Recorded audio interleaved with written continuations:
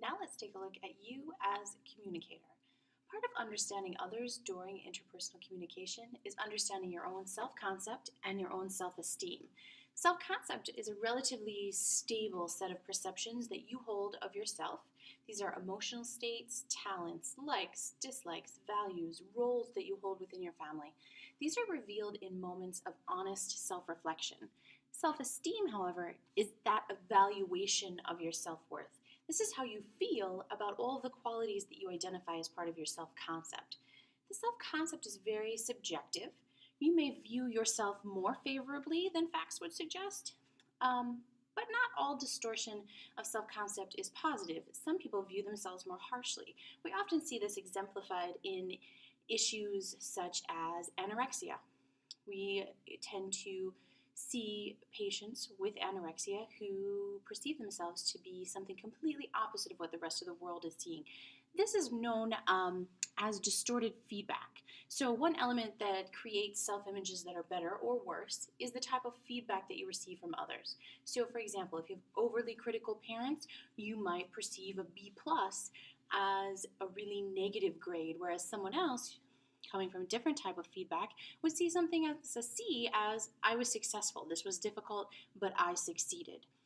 I also use American Idol oftentimes as an example, but really here you can insert any reality show that requires some sort of talent. So if you think to an episode of American Idol where we're seeing tryouts, basically, people who are attempting to be part of this show, they have to show some sort of skill. The reason that we find characters on that show so likable or dislikable is often how they respond to the feedback that they receive from the hosts. This feedback is a direct correlation to everyone around them. What type of feedback have they received?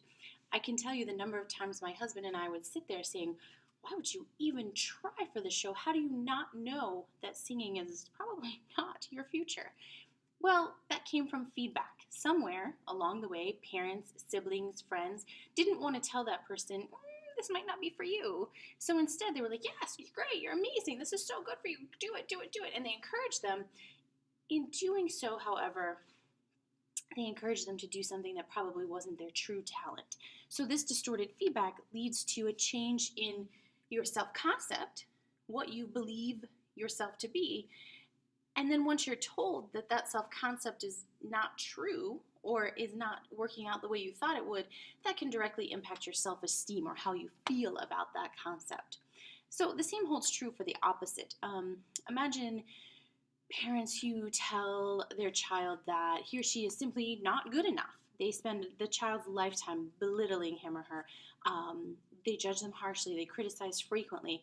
Over time, this distorted message leads that child to believe that he or she just simply isn't good enough. And you tend to see this emerge in someone we would refer to as having low self-esteem, someone who isn't very confident in his or her own abilities. The self-concept tends to resist change. So if you take that American Idol example, then you would be looking at someone who would take a very long time to recognize that this might not be my skill set. This might not be something that I'm good at because they've developed that self-concept which they hold very dear. One thing that we want to think about here is something called cognitive conservatism. This is the tendency to retain existing self-concept even when your circumstances change. So, for instance, some people may see themselves as very popular, top of their class. They come from a very small high school. They go to a much larger college or university and discover that now what they were known for previously is something that everyone around them is doing. Perhaps they were really successful in some specific field. Now they've decided to major in that field, and everyone else is coming from the same background. It's very difficult to change that self-concept of I'm better to I'm equal. Again, we can kind of come back to some of the medical issues. Someone who, again, is anorexic or bulimic perceives him or herself in a certain light, and even if they are dropping dramatic amounts of weight, it doesn't change that person's point of view. Again, it doesn't necessarily change their self-concept. Research finds that it often takes something very severe to change that. So this leads us really to self-esteem. As we think about people with high self esteem, people tend to think well of others. They expect that they'll be accepted by others. They tend to evaluate themselves more favorably than someone who might have lower self esteem. They, after all, believe themselves to be something. They tend to work harder for people who have higher standards. So if you expect a lot from me, I want to achieve that if I have high self esteem. They are unafraid of being watched when performing. Most of the time, you'll find your teachers or professors are probably people with high self esteem. They get up and give a performance every day. They tend to feel comfortable with superiors. Some of my closest friends are also my bosses. So I obviously feel confident in that relationship, both inside and outside of the workplace. Again, a self esteem issue. Um, those with high self esteem are also able to defend themselves against the negative comments of others. Again, come back to this self concept. I believe myself to be a certain way, therefore, you simply saying that you don't think that wouldn't be enough to change my self esteem. On the opposite side of that coin, people with low self esteem tend to be very disapproving of others. They're quick to judge someone else. They are also quick to judge themselves. They anticipate or expect being rejected.